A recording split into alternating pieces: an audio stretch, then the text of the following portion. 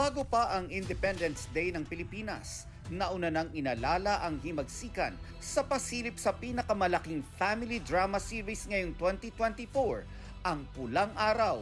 Makikita riyan ang gagampan ng karakter ni Barbie Forteza, Sanya Lopez, David Dicalco, Alden Richards at Kapuso Drama King Dennis Trillo. Mapapanood na ang Pulang Araw sa Netflix sa July 26 at sa GMA sa July 29. Mismong si Black Rider star Ruru Madrid hindi napigilan ang emosyon sa Red Wedding scene, pero may darating pang matitinding plot twists sa serye, ang pagsanib puwersa ng mga karakter na dapat abangan.